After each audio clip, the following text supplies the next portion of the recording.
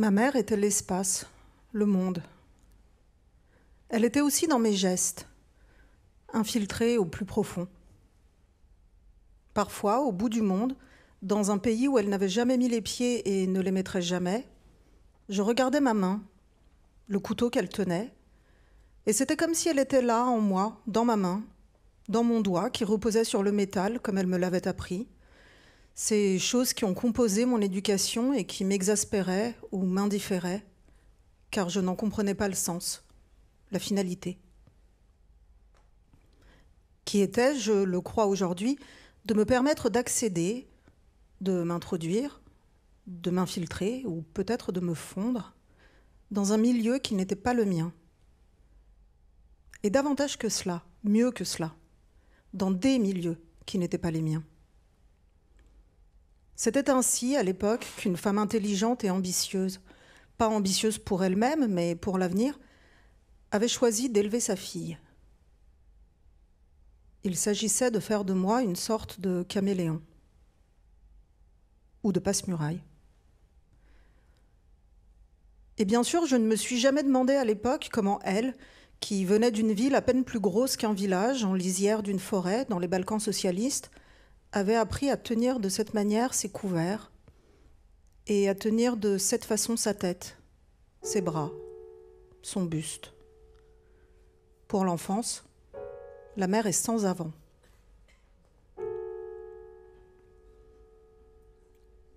Oui, mes manières, celles que j'ai, viennent de ma mère. Et ces manières la définissent. Elles sont un langage muet qui est le sien, que j'ai considéré comme sa langue maternelle, celle qui lui venait naturellement, que mon père et moi devions apprendre.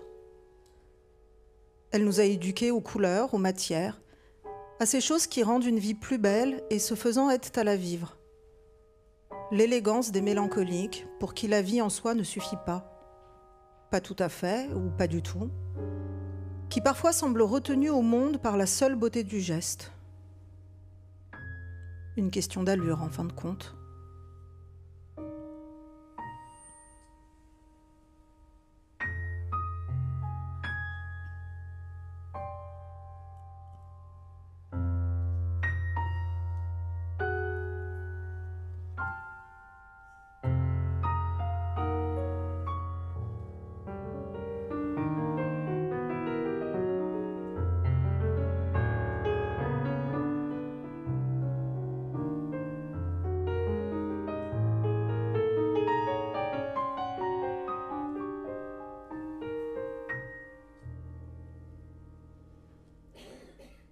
Un soir, j'avais peut-être 17 ans, bon lycée, classe préparatoire déjà en vue alors que le bac n'était pas encore passé.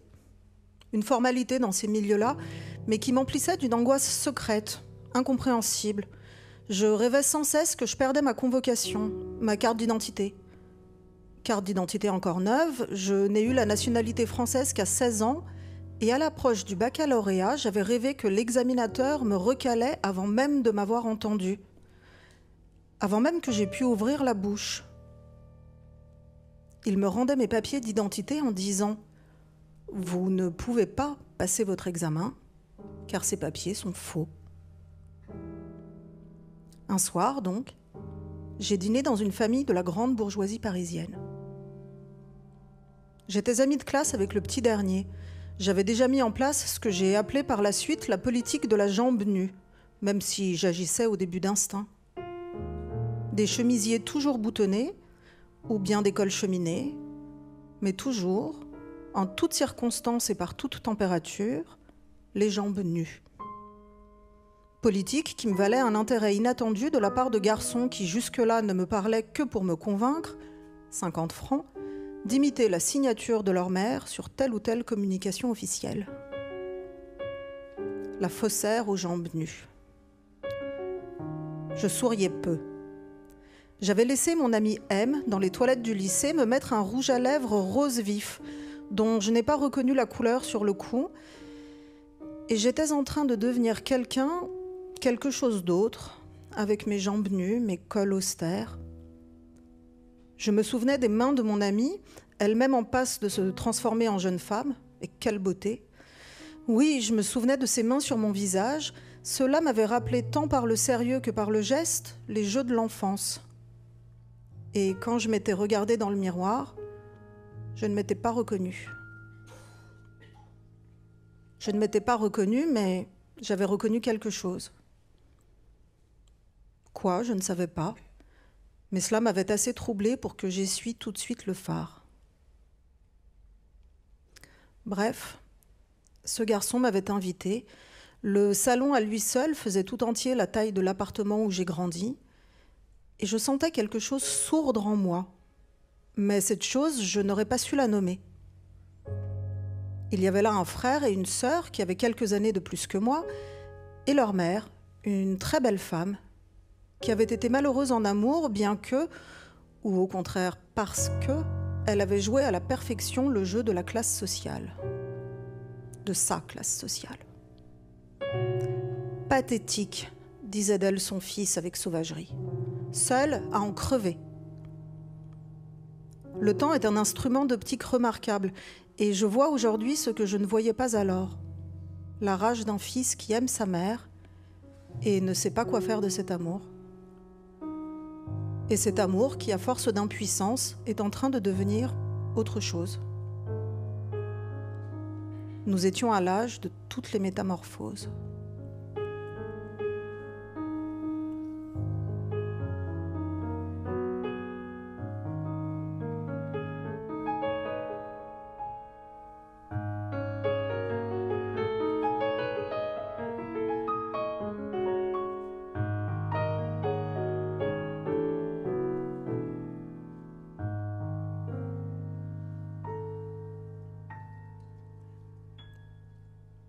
J'avais toujours le cœur qui battait chez ces gens. Je veux dire ce genre de gens, ce genre d'appartement, ce genre de vie, dans lesquels je me sentais comme une intruse, une moins que rien. Ce n'est pas une façon de parler.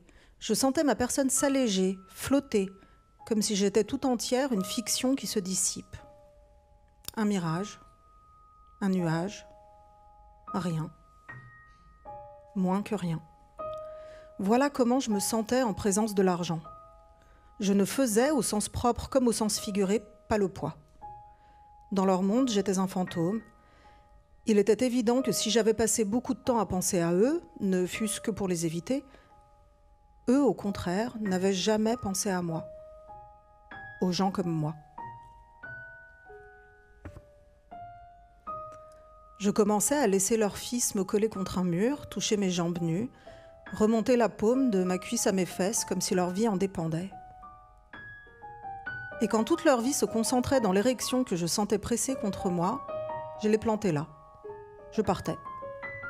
Ainsi, ils étaient obligés de penser à moi, aux gens comme moi. Et si seule leur bite pensait à nous, me disais-je, c'était déjà mieux que rien. C'était déjà ça. Voilà ce qui était en train de m'arriver à cette époque, dans ce milieu. Mais ce soir-là, quelque chose d'inhabituel s'est produit, quelque chose d'étonnant. Le garçon de ma classe, appelons-le Paul, avait les traits détendus, comme gorgé de ce repos qui n'est pas tant celui de la jeunesse que celui de la sécurité. Un gentil jeune garçon ou jeune homme, avec entre les jambes un principe qui le gouvernait et dans le cœur un amour enfantin pour sa mère qui commençait à changer, tourner, devenir autre chose. Le salon immense, luisant ici et là, toujours aux bons endroits. Tout le monde était plus ou moins blond. Même les couleurs les plus sombres, un bleu marine, un châtain, vibraient d'une lumière qui semblait venir de l'intérieur, comme si l'argent était non pas dans les banques, non pas dans les mètres carrés qui nous entouraient, ni dans les meubles, mais au sein même des fibres, des chairs, et qu'à partir de là, il rayonnait. Sa sœur aînée, la vingtaine, était là, assise face à moi à table. Aucune ressemblance physique entre nous. Aucune. Mais nos gestes, notre façon de tenir nos couverts, notre façon de les poser. Je me sentais comme ces mimes qui parfois surgissent dans la rue et vous suivent et reflètent le moindre de vos gestes, la moindre de vos attitudes, un trouble vous saisit. Puis je m'étais dit, mais qui me dit que ce n'est pas elle qui m'imite, moi ? Et un trouble plus grand encore m'avait étreint. Nous étions, cette fille qui n'avait rien à voir avec moi et moi-même, parfaitement symétriques. C'était monstrueux à voir d'une certaine façon. De leur côté, personne ne remarquait rien. Au contraire, tout devait leur paraître plus normal que jamais. C'est une définition du pouvoir. Quand les autres se comportent comme vous, cela vous paraît naturel. La plupart du temps, vous ne vous en rendez même pas compte. Mais je me trompais peut-être. Je me trompais sûrement. Car soudain la mère, cette femme qui était un précipité parfait de son milieu, soudain la mère, me regardant, avait dit « Pardonnez-moi cette question, mais vous ne connaissez pas une certaine... » Ici, elle avait écorché le prénom de ma mère. C'étaient eux, les enfants que ma mère, en arrivant en France, avait gardés. Je ne savais plus où me mettre. Ils ne tarissaient pas d'éloges, parlaient d'elle avec une affection floue, générique, quelque chose qui me semblait l'expression d'une classe sociale, d'un rapport de force codifié avec soin, plutôt que d'un sentiment personnel. Ce qu'ils disaient ne ressemblait pas à ma mère. Ça aurait pu être n'importe qui. N'importe quelle jeune femme pauvre. Et puis la mère a dit, je la laissais emprunter nos livres, avec, 20 ans après, encore une note d'amusement dans la voix, comme une incongruité. Puis le fils aîné avait dit, toujours quand elle était là, on avait l'impression qu'elle n'était pas tout à fait là. Toujours c'était comme s'il y avait un risque à prendre. Et là, oui, je l'ai reconnue. Ils ont voulu chercher des photos, sans doute pour la faire apparaître à leurs propres yeux. Moi, je voulais fuir. Je voulais disparaître. Je le savais que ma mère avait servi les riches. Je le savais, mais là, je l'éprouvais. Et je voulais que cela cesse. Une femme étonnante. Elle parlait à peine français et elle voulait emprunter mes livres, redit la mère. Et elle a eu, comme expression la plus parfaite de la perplexité, le geste d'écarter de son visage une mèche de cheveux blonds. Ce geste, je l'ai reconnu. Il était l'expression la plus parfaite de la perplexité de ma mère, si ce n'est qu'elle n'avait jamais eu de mèche, ni blonde, ni autre, n'ayant jamais porté ce style de coiffure. Ce geste de ma mère, qui m'était aussi familier que le son de sa voix, ne prenait son sens que devant cette femme. Alors j'ai compris. J'ai compris ce que ma mère avait fait et la raison pour laquelle elle avait consenti à ce dont je savais, sans qu'elle le dise, qu'elle le concevait comme une humiliation, servir. Elle empruntait nos livres, redit la femme. Elle les rendait toujours. Elle parlait avec un étonnement intact et même une forme d'admiration pour un soin, une probité vieux de 20 ans. Un étonnement et une admiration dont elle n'avait pas idée combien ils étaient pour moi une insulte. Comme si elle s'était attendue à demi, s'attendait encore à demi, que ma mère abîme ses livres ou les revende. Cette femme n'avait pas saisi, toujours pas saisi, que ma mère lui avait volé à la fois beaucoup moins et beaucoup plus que 2 ou 3 volumes reliés. Qu'elle lui avait volé son geste, ses gestes, sa façon de se tenir et de tenir son verre et de tenir son couteau.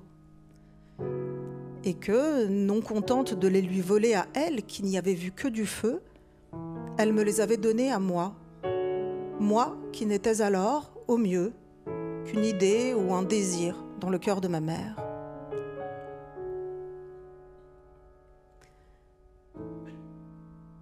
J'ai eu une vision de ma mère dans sa mansarde. Ceux-là, ils étaient trop délicats pour l'évoquer devant moi, mais l'unique raison pour laquelle ils avaient fait appel à elle était qu'elle vivait au 6e, dans l'une des chambres de bonne. Une vision de ma mère qui, après s'être occupée de ses enfants qui n'étaient pas les siens, après avoir torché leur mère et séché leurs larmes, se mettait face à sa glace et reproduisait les gestes qu'elle avait vus faire, levant interminablement la main à hauteur de son visage, écartant une mèche de cheveux imaginaires, laissant retomber le bras, recommençant, apprenant 2 langues en même temps, le français et celle-ci, la langue muette du pouvoir.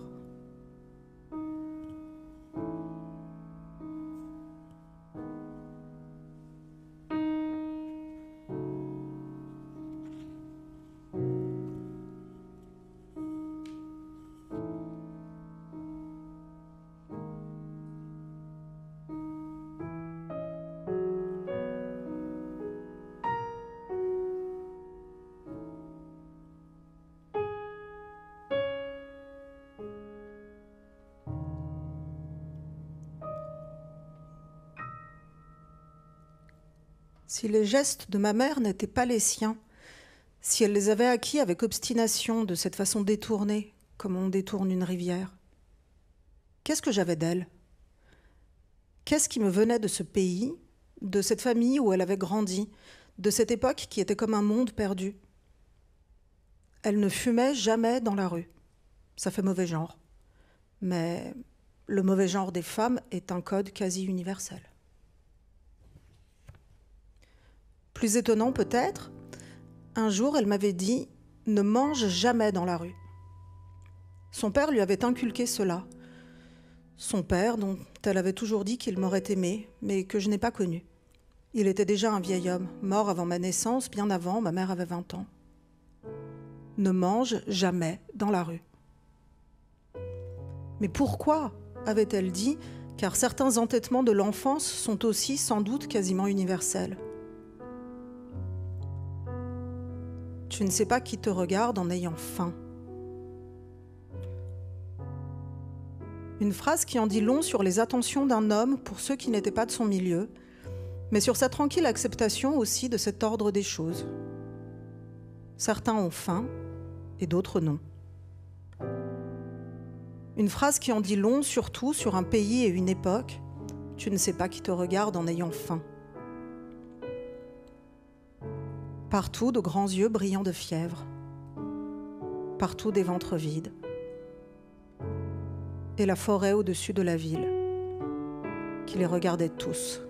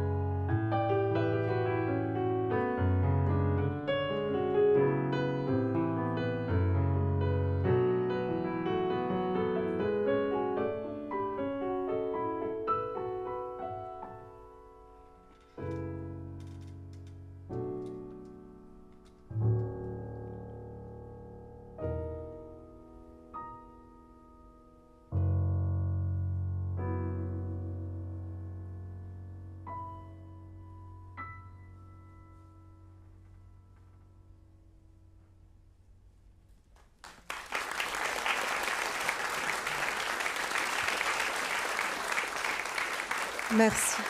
Antoine Fleury.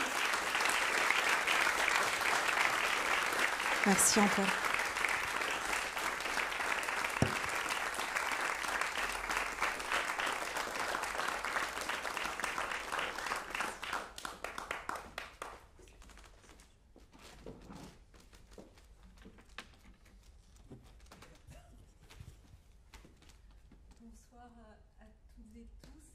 Merci d'être venus nombreux ce soir pour écouter cette lecture-rencontre autour de Au grand jamais, votre nouveau livre, Yakuta Likavazovic, paru dans La Blanche chez Gallimard. On vient d'entendre toute l'étrangeté de ce livre grâce à la musique d'Antoine Fleury. Alors, ce livre, c'est votre 5e roman, je crois, après Corps volatile, Le Londres Luxor, La blonde et le bunker et et l'avancée de la nuit. Vous avez également publié dans la collection Ma nuit au musée comme un ciel en nous, qui était un récit autour de la figure de votre père, cette fois. Alors avec Au grand jamais, on est bel et bien dans la fiction, hein, vous y tenez, bel et bien dans le roman, même si c'est votre mère qui est au centre, avec ses multiples effacements, ses transformations et tous les mystères qui l'entourent.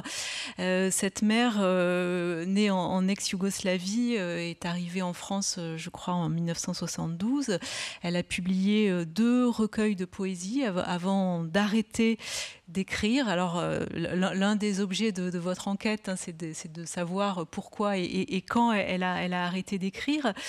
Ce livre est donc une enquête intime où se mêlent les souvenirs, les digressions. Il y a beaucoup de digressions, hein. Ça fonctionne un petit peu comme des pelures d'oignons pour arriver à un cœur et à un secret qui est lié à l'histoire, la grande histoire. Et puis, il s'agit peut-être aussi, et moi c'est une des choses qui m'a plu dans ce livre, de donner des clés sur d'où viennent vos romans, au fond. Et on pourrait voir ce livre, alors certes comme un livre sur votre mère, ou en tout cas le livre d'une fille sur sa mère, mais aussi un livre sur l'origine du roman. Oui, je pense, c'est une très belle façon de le dire. Au grand jamais, ce serait presque un roman sur ce que c'est que le roman, pourquoi le roman, à un moment donné, est nécessaire, indispensable. Je dis indispensable, pas au sens un peu galvaudé, voilà, mais vraiment indispensable au sens où, face à tant de silence et tant d'incertitude et de rupture historique, politique, familiale, parfois, ce qu'on a comme outil, c'est la fiction. Une fiction orientée vers une justesse, vers quelque chose de juste. Dans ce roman-ci, effectivement, il est question d'une fille qui perd sa mère. Ce personnage de la mère ressemble par certains égards, enfin ceux que vous avez cités, Sophie, à la mienne, mais plus largement, c'est une histoire d'immigration, c'est-à-dire qu'est-ce qu'on sait de ses parents quand on n'a pas, quand on est né dans un autre pays, quand on vit dans une autre langue, dans un autre système social et politique. Qu'est-ce qu'on connaît finalement de ses parents? On connaît surtout les histoires qu'ils nous ont racontées, celles que d'autres aussi ont pu nous raconter. Et ça fait comme une espèce de puzzle comme ça de l'origine. Il y aura toujours des pièces manquantes. Ce puzzle, il est toujours... C'est comme les puzzles qu'on achète au marché aux puces. On prend une boîte, on espère de tout cœur qu'il sera complet, qu'on vous certifie qu'il l'est. Et au bout du compte, il y a toujours 1 ou 2 pièces qui manquent, parfois davantage. C'est pas très grave parce que quelque chose émerge qui a du sens.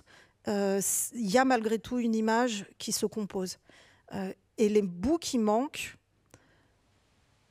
je crois que l'écriture est là pour en dessiner le plus précisément possible le contour et peut-être de temps en temps proposer une hypothèse pour ce qui manque à cet endroit-là. Mais c'est l'histoire d'une fille qui, au fond, apprend à connaître sa mère post-mortem, enfin, qui ne connaît pas toute sa mère. Alors peut-être parce que sa mère ne lui a pas tout raconté, mais aussi parce qu'elle a une sorte de colère en elle qui fait qu'il y a certaines choses qu'elle refuse de voir. Qu'elle refuse de voir, qu'elle refuse de savoir, mais enfin, c'est pas... Oui, la présence suffit souvent. C'est-à-dire que dans la présence des gens qu'on aime, on n'est pas obligé de mettre des mots, on n'est pas obligé de dérouler des fils. C'est quand la personne n'est plus là qu'en fait, il faut substituer quelque chose, essayer de combler ce manque qui ne sera jamais comblé, mais c'est là qu'arrivent les histoires. On se raconte, mais ça, c'est des choses qu'on a pu faire toutes et tous à des veillées quand on perd un proche. Voilà, tu te souviens de la fois où, et puis tu te souviens, ah mais non, je connais pas, c'est quoi cette histoire, etc. Et il y a un moment, ça dure une fraction de seconde, mais il y a un moment où, collectivement, comme ça, dans la parole, on parvient à oublier le deuil, parce que dans les histoires qu'on s'échange sur la personne, d'un seul coup, la présence est là. Et ça dure un claquement de doigts, comme ça, et puis on se souvient, ah oui, voilà. Mais l'histoire, voilà, c'est ce qui...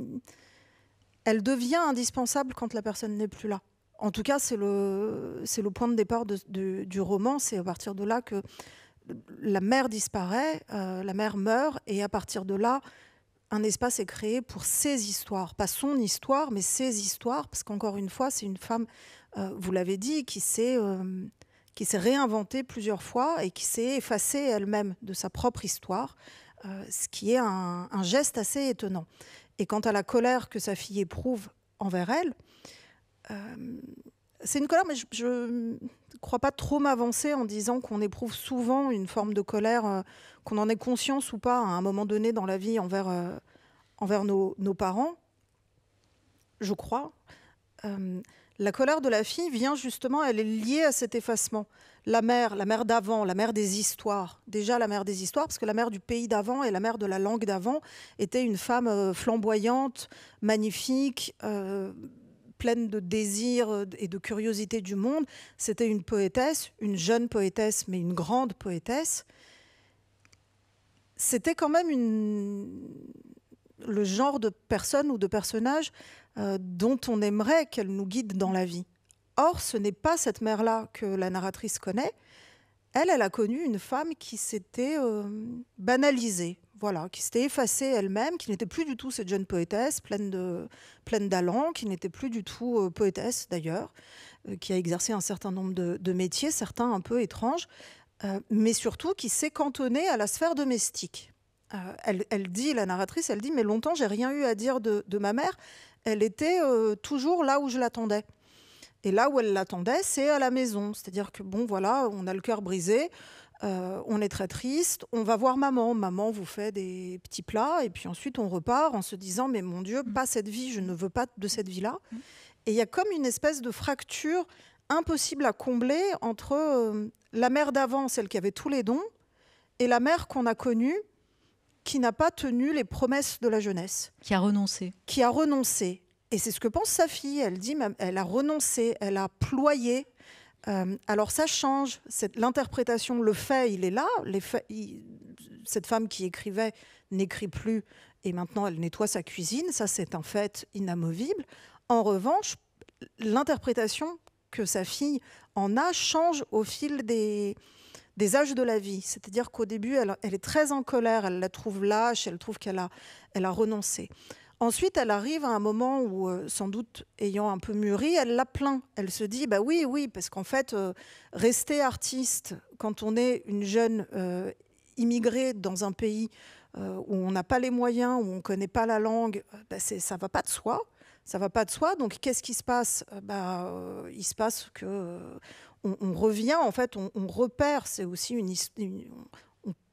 on perd des paliers de progression. C'est une histoire des femmes, en fait. Ça arrive assez régulièrement dans l'histoire que les femmes soient des artistes prometteuses, tac-tac, et puis on a l'impression qu'elles surmontent comme ça les obstacles. Et puis, poum, il suffit d'un enfant ou deux ou trois, et hop, il faut repartir un petit peu, pas de zéro, mais enfin, sans qu'on s'en soit rendu compte, on est redescendu comme ça. Alors, a fortiori, dans une histoire d'immigration. Donc, il y a un moment comme ça où elle dit « Ah ben voilà, ma mère a été victime des circonstances. Ma mère représente le sort communément fait aux femmes artistes. » Voilà. Et puis, à un autre moment de sa vie, en gros, le moment du livre, elle se rend compte que même cette théorie-là, elle n'est pas complète. Ça ne tient pas entièrement cette histoire et que sa mère n'est pas la victime qu'elle aimerait voir en elle. Victime du patriarcat. Victime du patriarcat, enfin, peu importe, victime du capitalisme, du patriarcat, on peut... Voilà. Et elle se rend compte que c'est plus troublant que cela parce que derrière la disparition de sa mère, il y a sa mère, c'est-à-dire que c'est un choix. C'est un choix assumé, c'est une décision qu'elle a prise à un moment donné et à laquelle elle s'est tenue. Et ce choix, il est tellement étrange. Pourquoi ? Pourquoi, quand on a tant de choses à dire, est-ce qu'on choisit de ne plus les dire, de se taire? Elle dit aussi, ma mère est une femme qui se tait, elle grandit comme ça dans le silence de sa mère. Pourquoi? Et c'est à ce moment-là que vous parlez joliment des pelures d'oignons, mais voilà, il faut enlever plusieurs interprétations qui s'excluent pas mutuellement, c'est-à-dire que tout est possible, mais au fond, il y a un mystère qui est celui d'une décision. La décision d'une femme qui décide, voilà, je n'écrirai plus. Alors forcément, moi qui suis romancière, c'est quelque chose qui me travaille et me tracasse presque beaucoup, la question de l'arrêt, du renoncement, de l'arrêt total, de la décision d'arrêter. Et à partir de là, il y a énormément d'hypothèses. Enfin, c'est un livre qui est plein d'hypothèses, de fausses pistes. En fait, vous avez une manière de procéder. Je parlais de pelure d'oignon, mais ça peut être aussi en spirale. Enfin, l'écriture fonctionne en spirale, je trouve. J'aime beaucoup cette figure de la spirale. La spirale, c'est comme un cercle, mais il est ouvert. Il est ouvert vers l'extérieur, ou alors il s'enroule vers l'intérieur. On n'est pas sûr de savoir dans quel sens il va, mais en tout cas, il va quelque part. Contre le cercle, il reste sur lui-même. La spirale, elle ouvre quelque chose, ou elle approfondit quelque chose. Et c'est effectivement une... Je ne vais pas vous embêter avec mes histoires de travail, quoi, mais c'est vrai, vous savez, souvent, enfin, je ne sais pas si vous savez, et je ne sais pas si ce « on » vaut pour d'autres que moi non plus. Mais en tout cas, il m'arrive de dessiner le livre que je suis en train d'écrire. Et il a une forme. Ça peut être une forme géométrique, comme ça. Chaque angle, imaginons un carré, chaque angle correspondrait à un moment du livre. Là, ce n'était pas du tout ça. Là, il fallait vraiment trouver comment faire une spirale qui ait du sens. Et vous parlez de fausses pistes, Sophie, mais c'est comme dans une enquête, en fait. Et vous l'avez dit, ce terme. Bon, la littérature de genre, c'est quelque chose qui m'est très cher. Je lis beaucoup de romans policiers, j'en ai lu beaucoup. Au grand jamais n'est pas à proprement parler un roman policier, mais il y a quelque chose que je garde de cette forme que j'aime tellement, c'est l'idée que on prend des indices.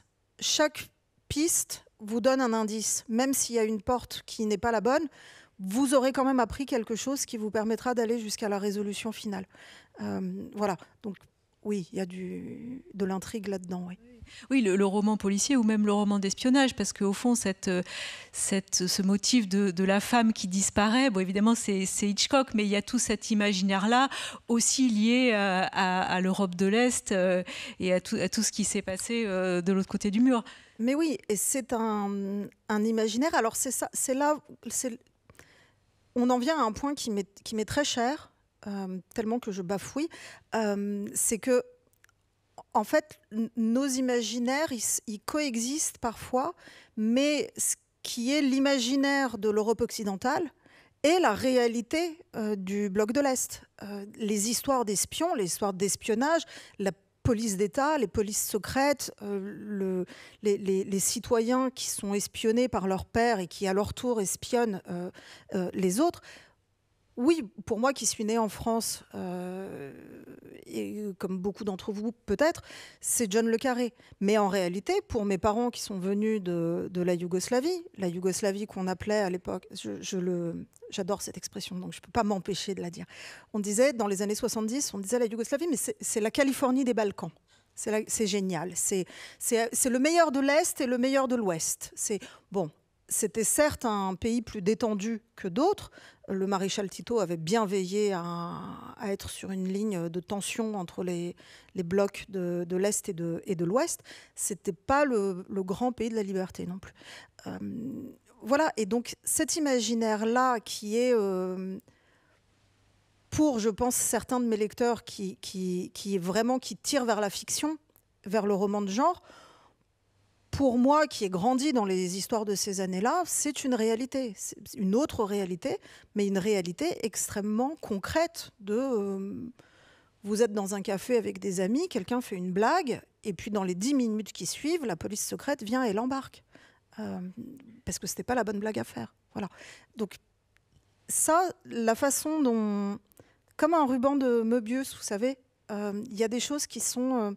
l'imaginaire et la réalité, c'est deux faces du même ruban. Et selon l'angle où on se place, selon le moment de l'histoire où on regarde, c'est de l'imaginaire ou c'est extrêmement réel, réaliste et vraisemblable. Et preuve que la Yougoslavie du maréchal Tito n'était pas la Californie, il y a cette histoire que vous racontez. Donc on est en 71, votre mère publie son premier recueil de poèmes, sauf que l'éditeur refuse de publier l'un des poèmes. Parce que son contenu serait trop politique. Et alors je vous laisse raconter la suite de l'histoire qui est incroyable. Mais oui, alors ça c'est une histoire, oui, vous avez raison, c'est inspiré de ma mère, de l'œuvre de ma mère, qui écrit, donc elle est très jeune, elle écrit un poème qui, elle, lui paraît être une allégorie, c'est-à-dire qu'elle écrit sur une île où il y a une espèce de prison, voilà, gérée par des détenus qui sont livrés un peu à eux-mêmes et qui est... c'est un peu baudelairien parce que les gens sont à la fois détenus et geôliers, vous voyez, un peu comme ça. On peut être à la fois victime et bourreau dans cet endroit-là. Et elle y voit une espèce d'allégorie de la condition humaine, finalement. Et l'éditeur auquel elle confie le texte lui dit « Non, ça, on ne peut pas le publier. On va avoir des problèmes. Moi, j'aurai des problèmes. Toi, tu auras des problèmes. On ne peut pas publier ce texte. » Parce qu'en réalité, ce qu'elle croyait être une île imaginaire, c'est un lieu qui a une existence tout à fait avérée et documentée, qui s'appelle Goliatok, qui est une île qui était un camp de rééducation politique, mais dont on ne parlait pas. Personne n'en parlait. En parler, c'était courir le risque d'y finir. Et donc, c'était l'une de ces choses qu'on sait, mais on ne sait pas comment on les sait, puisque personne n'ose en parler. Et je crois que c'est l'une des capacités de l'art, et peut-être même l'une de ses fonctions dans des sociétés très répressives, quelque chose de cette espèce de savoir passé sous silence ressurgit dans le poème d'une jeune femme qui croit avoir tout inventé. Et donc, ça, c'est mystérieux. Bon, est-ce que c'est un don de clairvoyance? Est-ce que c'est l'impensé d'une époque qui ressurgit dans certaines œuvres? Voilà, les hypothèses se valent, elles sont, comme on disait tout à l'heure, elles coexistent. Toujours est-il qu'elle se dit, bon, elle est confrontée quand même à une question pratique face à la censure. Elle n'a pas envie de causer des problèmes, elle n'a pas envie d'avoir des problèmes. Elle ne prend pas les problèmes à la légère. Mais elle a écrit un recueil c'est fait d'une certaine façon, c'est composé d'une certaine façon, c'est une architecture. Imaginez, vous construisez une maison, on vous dit votre maison elle est très belle, mais ce mur-là, il faut l'enlever. Hein. Là, vous vous dites, bon, bah, tout va s'écrouler, le toit va tomber, enfin, qu'est-ce qu'on va faire? Et c'est un vrai dilemme. Elle en parle à ses amis de son cercle de poésie, puisque ce sont des années aussi où la poésie a une importance sociale pour la jeunesse. C'est pas un truc qu'on fait entre romantiques à mèche, si vous voulez. C'est vraiment, ça existe et c'est très investi. C'est à la fois à côté de la vie politique et en fait une façon d'être partie prenante de la société dans laquelle on est. Et donc elle a un cercle de poésie, ce qui est assez banal à cette époque-là et dans cet endroit-là. Et les jeunes poètes font une espèce d'assemblée extraordinaire, comme ça, et lui disent, ils finissent par trouver une solution, ils lui disent, bon, écoute, personne n'a envie d'aller passer 20 ans à casser des cailloux, on est d'accord, c'est un problème pour ton recueil, on l'entend bien, voilà ce qu'on va faire. On va tous, autant que nous sommes, le poème problématique, nous allons l'apprendre par cœur, et nous serons en mesure de le réciter voilà, au lecteur à venir du recueil. Et de cette façon, ton recueil à toi, il sera complet en la présence de l'un de nous. Et elle dit, bon, ben, très bien, faisons ça. Et Au grand jamais, c'est un roman d'amour d'une fille pour sa mère, mais c'est aussi un roman hanté par ce poème fantôme. Ce poème qui n'est pas là, qu'on ne peut pas retrouver imprimé noir sur blanc, mais qui réussit, je ne vous dis pas comment, vous lirez le livre, mais qui réussit à traverser les frontières, à traverser les époques, à changer de siècle et à vivre ou à revivre dans les années qui sont les nôtres, en fait. Et puis, il y a cette phrase après laquelle court la narratrice. Alors, cette phrase qu'elle a entendue avec plusieurs versions différentes, c'est « il y a un don dans la famille ». Alors, qu'est-ce que ça veut dire? Alors, c'est une phrase que sa mère lui dit tout le temps, et elle la lui dit tant et si bien que sa fille ne l'entend plus. C'est un peu comme quand on dit oui, dans la famille, on est fort en maths, vous voyez. Elle ne l'entend plus. Elle a, à un moment donné, elle a un enfant elle-même. Alors là, ça commence à l'intéresser un peu plus, cette histoire du don. D'autant qu'elle a une sorte de frère adoptif ou de cousin éloigné, un peu des deux, qui s'appelle Sacha, qui est l'autre enfant de cette mère qui pourtant n'a qu'un enfant, parce qu'elle l'a sauvé de la guerre en ex-Yougoslavie. Elle l'a sauvé, elle ne pensait pas le sauver de la guerre, elle l'a sauvé il devait se faire opérer des yeux, il était en train de devenir aveugle, c'était un jeune adolescent. Et elle a dit, bon, mais voilà, qu'il vienne chez moi en France, et moi, je m'occuperai de lui. Je lui trouverai un chirurgien capable d'opérer ce genre de choses. Je m'occuperai de lui. Je ne veux pas qu'il devienne aveugle. Bon.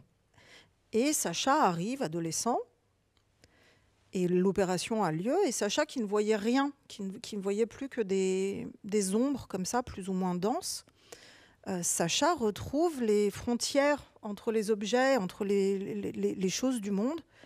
Il retrouve la vue. Mais tragiquement pour lui, dans le moment où lui retrouve la vue, retrouve les lignes dans le monde, les lignes bien réelles que sont les frontières dans son pays d'origine, ont bougé, la guerre a éclaté. Sacha est désormais apatride, son passeport ne lui sert plus à rien et il se retrouve coincé en France d'une certaine façon. Alors il voit maintenant, mais il n'a plus de pays.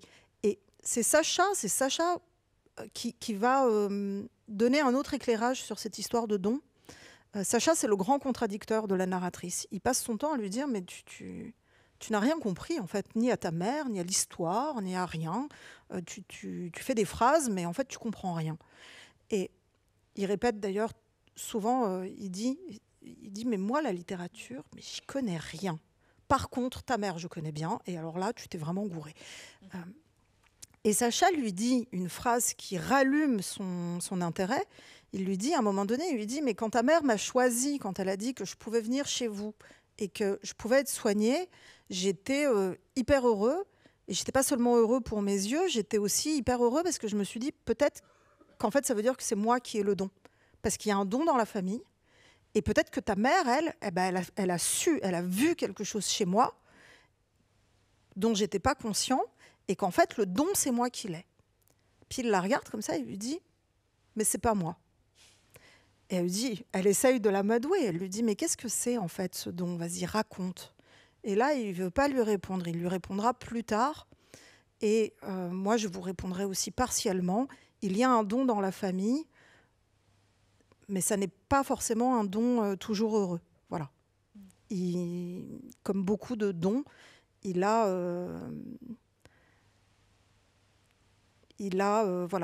entraîne Spider-Man. Vous vous souvenez, Spider-Man, grande responsabilité, grand pouvoir, grande responsabilité. Voilà l'histoire du don. Vous lirez. Mais en tout cas, oui, Sacha, c'est surnommé le lynx, hein, d'ailleurs. Oui, ça c'est l'humour noir des Balkans et puis des immigrés. Le mec est myope comme une taupe et donc évidemment, comment l'appelle-t-on, le lynx. Mais en tout cas, c'est vraiment le contrepoint de la narratrice, celui qui est vraiment dans le concret. Et il y a cette très belle scène au début du livre où il veille sur le sommeil de la mère parce qu'elle n'arrive plus à dormir. Donc elle lui demande de la regarder dormir et elle lui donne systématiquement des billets de 50 € que lui met dans le pot de riz. Oui, et en fait, la narratrice donc trouve ce pot et elle ouvre un truc dans la cuisine et puis elle voit du riz et des billets de 50 plantés dedans. Et elle comprend tout de suite que la mère glissait un bifton à Sacha et que Sacha refusait absolument d'accepter de l'argent de cette femme qui lui a sauvé la vie. Et donc, remettait l'argent dans le... Et elle se sent hyper exclue, la fille, de cette... je sais plus ce que j'ai écrit, mais quelque chose comme... C'est c'est tout sauf une transaction, ce qui, dans une époque transactionnelle, est le plus grand cadeau qu'on puisse se faire, en fait. C'est vraiment une relation gratuite où chacun insiste sur ça. Et du coup, elle fait bouillir le riz en essayant de trouver le secret quand même de cette espèce de relation du cœur. Et elle dit, bon, mais non, il n'avait que le goût du riz. Et pas le goût des billets de 50 €. Pas le goût des billets non plus. Dans l'extrait que vous avez lu tout à l'heure, il est très important cet extrait, puisqu'en effet, on découvre des choses de la jeunesse de la mère de la narratrice quand elle arrive à Paris, quand elle travaille chez des gens riches, quelque chose qu'elle n'aime pas du tout. Et on sent tout le mépris de classe de cette bourgeoisie envers une personne issue de l'immigration. Alors, mépris de classe avec les meilleurs sentiments du monde. Ça aussi, c'est présent dans le livre. L'histoire d'immigration, c'est aussi ça. Oh bah oui, je pense que la réponse est presque dans votre question. Bien sûr que la méfiance et le mépris vis-à-vis des étrangers, il change de forme, il s'ouvre, voilà, mais c'est quand même quelque chose qui existe et qui est très fort. On le sait bien, hein, que toutes les origines ne se valent pas, hélas. Et moi, je me souviens, grandissant dans les années 80 en France, de parents qui n'étaient pas locuteurs natifs français.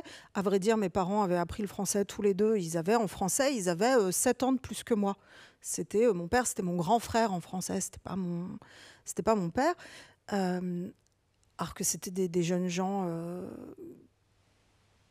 qui étaient conscients des richesses de la langue et qui étaient conscients d'une grande richesse des langues maternelles, qui est que c'est la langue de l'émotion, c'est la langue de l'affection, c'est celle qui vous vient naturellement quand vous aimez quelqu'un. Et le cerveau, il est fait comme ça, hein. Il y a une langue de l'affection. Et en fait, votre cerveau, quand vous aimez quelqu'un dans une autre langue, il y a un petit court-circuit qui se fait dans le cerveau pour que vous l'aimiez dans une autre langue. Et on n'aime pas pareil dans les langues. Et mes parents voulaient m'aimer dans leur langue à eux, celle qui leur venait le plus naturellement. Je trouve que c'est un désir ô combien légitime, sans même parler de tout ce qu'on a appris depuis sur l'importance du bilinguisme pour l'évolution du cerveau, etc. Enfin, voilà, c'est le meilleur, paraît-il, pré-antidote, ou je sais pas comment on dit, à Alzheimer, parce qu'en fait, votre cerveau travaille tout le temps pour passer entre toutes vos langues. Et du coup, il n'a pas le temps de se... Là, vous m'avez compris. Malgré ça, dans les années 80, on disait à mes parents, et mes parents ont eu l'intelligence de ne pas me le raconter à cette époque-là, mais on leur disait, mais vous ne lui parlez pas français à la maison, mais malheureux, mais cet enfant ne parlera jamais français. Il faut absolument que tout le monde parle français. Mes parents trouvaient ça absurde, ils faisaient plein de fautes, ils n'ont jamais compris le masculin, le féminin, tout ça. Voilà, vous savez comment c'est. Ils disaient, on ne va pas lui parler une langue qu'on parle mal nous-mêmes. Ça leur semblait un peu, débile. Et donc, ils se sont... alors acharnés, non, mais ils n'ont simplement pas adopté cette voie-là qui était la voie recommandée. Ceci étant, moi, en grandissant, j'évoluais dans un milieu assez cosmopolite et c'était joyeux. Mais mes amis dont les parents étaient américains et qui vivaient en France, personne ne leur disait jamais ne parlez pas anglais à votre enfant, vous êtes fous. Ça n'arrivait pas, Donc voilà, évidemment que c'est là et que c'est présent. Je voulais que ça ait une place dans le roman parce que tout ce qui a une place dans nos vies doit trouver sa place dans les romans qu'on écrit après sur nos vies au sens large, nos vies rêvées, nos vies regrettées et toutes nos vies. Donc oui, cette composante-là, c'est l'une des facettes du livre, mais je crois aussi sans pathos, parce que Parce que c'est un état de fait, parce qu'aujourd'hui, on essaye de ne pas penser en termes de classe sociale, alors que ça aide quand même à comprendre pas mal de dynamiques. Et que surtout, pour la narratrice, c'est un moment clé. Parce qu'elle dit, juste une petite chose qui se passe avant l'extrait que je vous ai lu, elle dit, mais moi, en fait, pour m'éloigner de ma mère, j'imitais toutes les femmes qui me plaisaient. Une telle, une telle, une telle. Et en fait, elle croit que faisant ça, elle s'éloigne de sa mère. Et ce jour-là, elle comprend qu'en fait, dans son espèce de passion comme ça, d'imitation, elle est bien la fille de sa mère, que sa mère l'a fait bien avant elle, et avec sans doute de bien meilleures raisons de le faire. Oui, parce qu'au fond, ce qu'elle faisait là, la mère de la narratrice, c'était aussi une stratégie de survie. Mais oui, bien sûr. Et j'avais envie que ce personnage, il ait quelque chose d'une Gatsby au féminin presque. Gatsby, c'est quelque chose qui m'a toujours touchée chez Gatsby de Fitzgerald. C'est qu'en fait, c'est quelqu'un qui s'est inventé lui-même. Et cette invention, on la sent. Les gens, ils ne sont pas dupes, là, les voisins, là, les Buchanan, les voisins très riches. Ils ne sont pas dupes. Ils voient bien qu'en fait, ces histoires, elles ne tiennent pas, qu'il a certes beaucoup d'argent, mais qu'il n'est pas des leurs pour autant. Et ça causera sa perte. C'est ce qui fait de Gatsby un personnage vraiment tragique. Et puisqu'on permettez-moi ce petit détour par Gatsby, qui est un livre que j'aime beaucoup, il y a à la fin, après la mort de Gatsby, le narrateur retrouve le père de Gatsby, qui est un homme de peu, qui est à la fois fier de son fils et conscient de l'avoir complètement perdu bien avant même sa mort, et qui lui montre un carnet que le jeune Gatsby, petit, avant d'être Gatsby le Magnifique, tenait. Et Gatsby écrit son emploi du temps. Il dit, alors je me réveille à telle heure, et petit garçon, hein, je me réveille à telle heure, à 6 heures, ensuite je prends mon café au lait, ensuite de 6h30 à 6h45 je fais ma gymnastique, ensuite je révise je sais pas quoi, je lis mon manuel d'école, ensuite à 7h52 exercice de prononciation, parce que cet enfant a bien compris que la façon dont il parle anglais n'est pas une façon qui lui permettra de sortir de cet endroit où il se trouve et qui ne lui convient pas. Si ça lui convenait, ce serait très bien. Il se trouve que ça ne lui convient pas. Comment est-ce qu'on change de milieu? Les anglophones, c'est très marqué chez les anglophones, la question de la langue, de l'accent, de la façon dont on s'exprime. Mais je me suis dit que finalement, moi, j'avais peu lu ça du côté français et que c'était une belle façon aussi de parler de l'immigration en France. Il y a aussi le rapport aux objets, aux objets de luxe que la mère de la narratrice achète, alors avec beaucoup de parcimonie, en gros un par décennie, mais c'est le sac Chanel, le carré Hermès. Mais oui, et en fait, ce ne sont que des stratégies défensives. C'est pas du tout bling. La façon dont elle le fait, la mère, c'est vraiment, c'est presque une stratégie de camouflage. Comment faire en sorte qu'on ne s'aperçoive pas, ou alors le plus tard possible, à quel point je suis vulnérable ici. C'est ça. Et ça, je trouve que ça m'émeut. Je vois ça, je le comprends. Je la comprends, cette tentation-là, de se dire... Et puis je comprends aussi pourquoi elle est toujours finalement vouée à l'échec. Mais c'est une autre histoire. Cette tentation de se dire, mais si je fais comme ceux qui sont forts, comme ceux qui ont le pouvoir, ils ne me verront pas, ils me laisseront tranquille. C'est un peu ça, c'est un peu le... Voilà, ça vaut ce que ça vaut, mais encore une fois, ces stratégies d'adaptation, de mise en œuvre avec beaucoup d'intelligence, beaucoup de volonté, beaucoup de détermination par des gens qui sont victimes de certaines contingences. Enfin, victimes, bon, elle a choisi, la mère, de venir vivre en France. Elle sait ce qu'elle fait quand même quand elle fait ça. Mais ça, ces stratégies-là, j'avais aussi... vraiment à cœur d'en parler. Je trouve que, encore une fois, en tout cas, moi, c'est pas des choses que j'ai beaucoup lues. alors que c'est des choses que je connais intimement. Le livre s'ouvre sur la mort de la mère. Cette scène, vous la décrivez de manière un peu parcellaire. Enfin, vous ne terminez pas les phrases volontiers, comme s'il y avait quelque chose qui ne devait pas, qui ne pouvait pas être écrit. Oui, il y a quelque chose qui ne peut pas, en tout cas, qui ne peut pas être dit par la narratrice à ce moment-là. Et donc, les phrases ne finissent pas. Dès qu'il est question de parler de la mort, hop, court-circuit. À tel point que quand c'est Sacha qui l'appelle pour lui dire, parce que la fille, en plus, est une mauvaise fille. Attention, elle est partie, elle a quitté. Elle ne vit même plus dans la même ville que sa mère. Bon, alors que Sacha, lui, il est toujours là. Et Sacha appelle et lui dit c'est ta mère, c'est le cœur de ta mère qui. Et on n'a pas la fin de la phrase. Mais on peut aisément l'imaginer.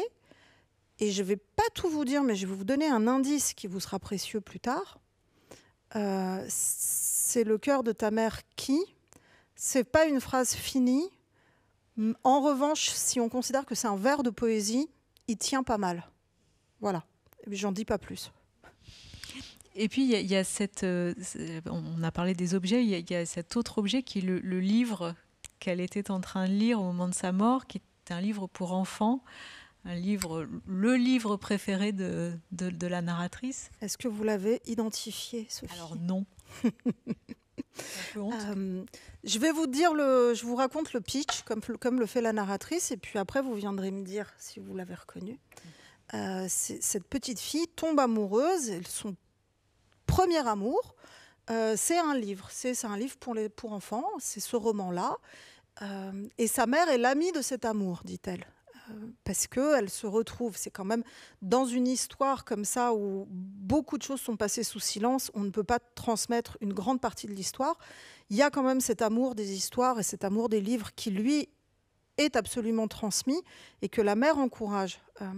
Et donc, dans ce livre pour enfants, il est question d'une famille de souris qui doit déménager. Car c'est bientôt la période, le printemps, la période où la charrue va repasser après le dégel. Et le problème, c'est que petit bébé souriceau est très malade. Beaucoup trop malade pour être déplacé. Que fait maman souris? En plus, elle est déjà veuve, la pauvre. C'est compliqué cette affaire. Elle va prendre conseil, n'écoutant que son courage, auprès du hibou. On connaît la passion des hiboux pour les souris, de toute façon. Et le hibou lui donne un conseil qui la terrifie. Il lui dit « Il faut aller voir les rats ». Et il y a effectivement, pas loin de la maison, des rats qui vivent dans un buisson. Alors, je ne sais plus si c'est des églantines ou des aubépines, parce qu'après, j'ai lu Proust et du coup, tout se mélange. Mais le buisson des rats est traversé certaines nuits d'éclairs bizarres. Les rats font des trucs hyper chelous. Et d'ailleurs, c'est un soir avec les rats que le mari souris est mort. Voilà. Est-ce que vous l'avez? On en parle tout à l'heure. Toujours est-il que ce livre, il est super important dans le roman. Encore une fois, je vous donne juste des petites miettes de pain. Celle-là, la ref, vous l'avez, je pense. Juste des petites miettes. Ce livre, il est important pour l'enfant quand elle est petite. Il a une signification pour elle quand elle est petite. Elle l'aime passionnément. Mais ce livre, il est porteur d'une idée.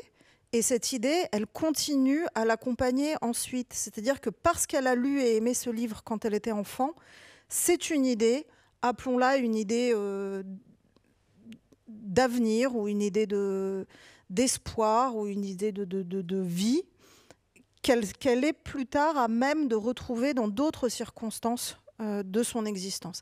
Et c'est une idée comme ça qui l'accompagne et qui l'accompagne jusqu'à la toute fin du roman, quand d'un seul coup, en fait, on a cru qu'on s'enfonçait dans la forêt et finalement, d'un seul coup, on débouche sur quelque chose comme un avenir possible.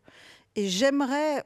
une amie m'a dit ça, l'une des premières personnes à avoir lu le livre quand c'était encore un manuscrit, m'a dit « Oh là là, je l'ai lu dans la nuit, c'est incroyable, à la fin, on dirait un grand soleil qui se lève. » Et Et ça, cette image-là, elle me reste et j'espère qu'elle est... Enfin, je l'ai adoptée parce que c'est exactement ce que j'avais envie qu'on éprouve à la fin du livre. Donc voilà, j'ai su que j'avais écrit ce que j'avais écrit ce jour-là.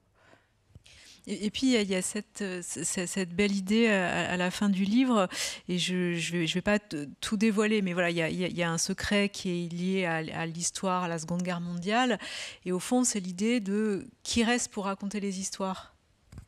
Bien sûr, mais c'est la question... c'est la grande question de notre siècle. Qui raconte les histoires et qui reste pour raconter les histoires, et qu'est-ce que l'identité de la personne qui survit fait à l'histoire? Parce qu'en fait, les histoires, évidemment, elles ne sont pas racontées pareil par tout le monde. Donc, qui reste pour raconter les histoires?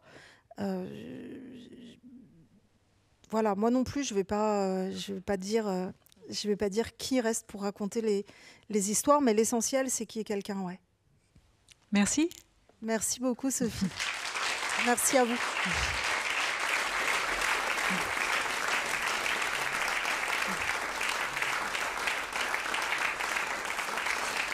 Merci à vous. Et comme toujours, le livre est en vente dans le hall de la Maison de la Poésie et un temps de signature est prévu.